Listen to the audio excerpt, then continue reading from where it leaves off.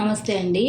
ఈరోజు నేను చాలా టేస్టీగా రెస్టారెంట్ కన్నా హోటల్ కన్నా చాలా బాగుండే ఉప్మా చేస్తున్నానండి. మన ఇంట్లోనే తయారు చేసుకోవచ్చు టేస్టీగా. ఎలా చేయాలో నేను చెప్తాను మీకు. ముందు గిన్నె పెట్టానండి, కొద్దిగా నెయ్యి వేసుకుంటున్నాను, ఒక చెంచా.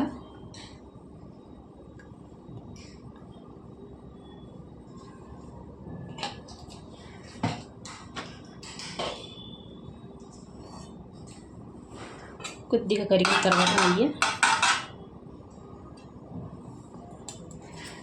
చూడండి, పెద్ద గ్లాస్ ఉంటుంది కదండి, కొద్దిగా తక్కువ గ్లాస్ తీసుకున్నానండి రవ్వ.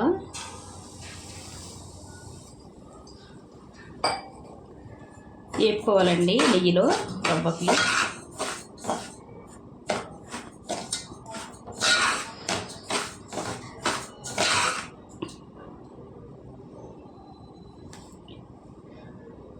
మినుములండి ఇందులో రవ్వలో.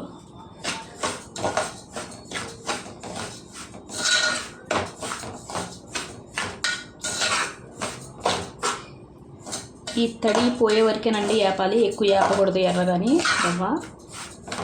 ఈ మనం వేసాం కదండి నెయ్యి, కనిపిస్తుంది కదా మీకు తడిగా, ఇప్పుడుగా అవ్వాలంతేనండి. అప్పుడు దాకా వేపుకుంటే సరిపోద్ది. వేగిన తర్వాత చూపిస్తాను మీకు. చూడండి, వేపుకుంటే సిమ్లోనే పెట్టి వేపుకోవాలండి. ఇలాగా చూడండి, ఇప్పుడు వేగిపోయింది. ఇలా పొడిగా రావాలండి. ఇప్పుడు బాక్స్లోకి తీసేసుకుందాం ఈ రవ్వ. చూడండి, దాకా పెట్టానండి. నూనె వేసుకుందామండి సరిపడా, ఉప్మాలోకి సరిపడా వేసుకుందాం. కొద్దిగా పడద్దండి నూనె ఉప్మాలో, ఎక్కువ ఉంటేనే బాగుంటుందండి టేస్టీగాని. కొద్దిగా వేడెక్కాలండి నూనె.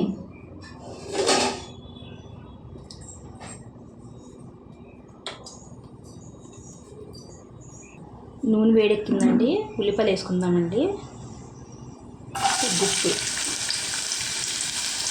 గుప్పుడు కన్నా అన్నండి ఉల్లిపాయలు ఎక్కువ ఉంటేనే బాగుంటుందండి ఉప్మా టేస్టీగాని.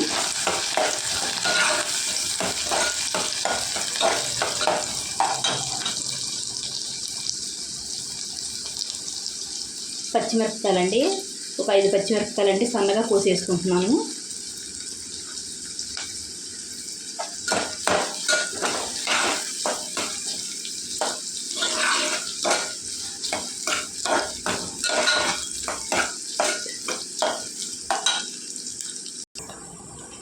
చూడండి, ఉల్లిపాయలు వేగాయండి. కొద్దిగా ఆవాలు వేసుకుంటున్నానండి.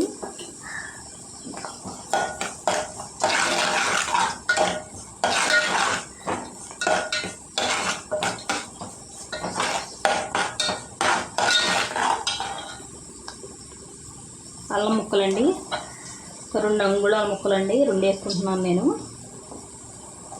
సన్నగా కోసేసుకున్నాను. ఈ ఉప్మాలో అల్లం వేసుకుంటే టేస్ట్ బాగుంటుందండి. నేను ఈ ఉప్మా పెసరట్టు ఉప్మా అండి చేసేది, పెసరట్లో చేస్తున్నాను. దాని గురించి నేను పచ్చెనపప్పు వేయట్లేదండి.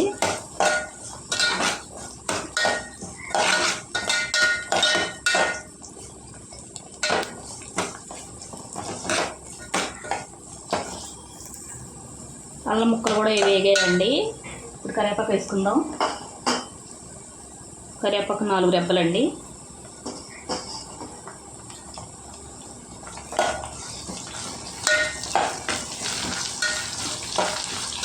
నేను ఎక్కువ వేసుకుంటానండి కరివేపాకు. ఎక్కువ వేసుకుంటే బాగుంటుందండి. మేము తింటాము కరివేపాకు కూడా, తినాలండి, కళ్ళకి మంచిది కదా.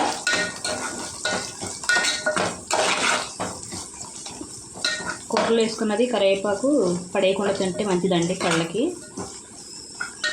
లేత కరివేపాకు అండి ఇది. కొద్దిగా వేగాలండి కరివేపాకు.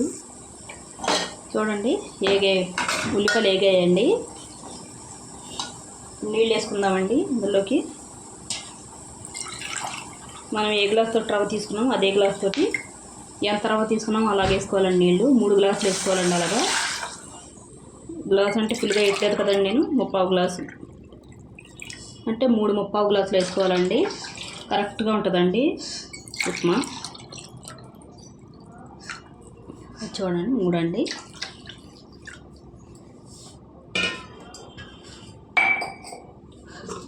ఉప్పు వేసుకోవాలండి రుచికి తగినంత.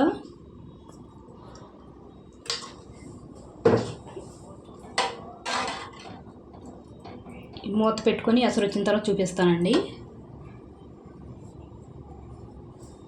మర్చిపోయానండి, ఇందులో కొద్దిగా పంచదార వేసుకోవాలండి. పంచదార వేసుకుంటే బాగా వస్తుంది, పొడి కొద్దిగా బాగా వస్తుందండి ఉప్మా. ఈ మరిగిన తర్వాత చూపిస్తాను. చూడండి, మరుగుతున్న నీళ్ళు ఒక్క నిమిషం మరగనివ్వాలండి. ఆల్రెడీ మరిగినాయి. ఈ రవ్వ ఉంది కదండి, ఇందులో వేసేసుకుందాం.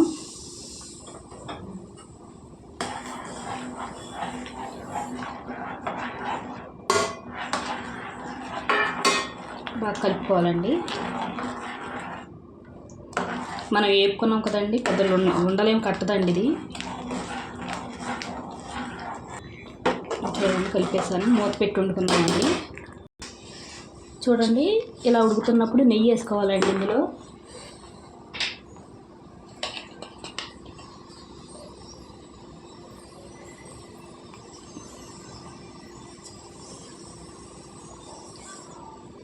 ఒక స్పూనున్నర వేసానండి నేను నెయ్యి.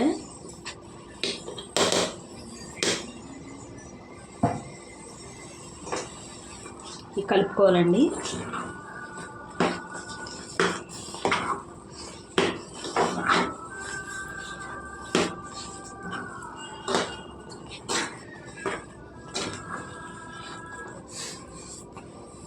కొద్దిగా ఉడకాలండి. మూత పెట్టుకొని కొద్దిసేపు వండుకుందాం.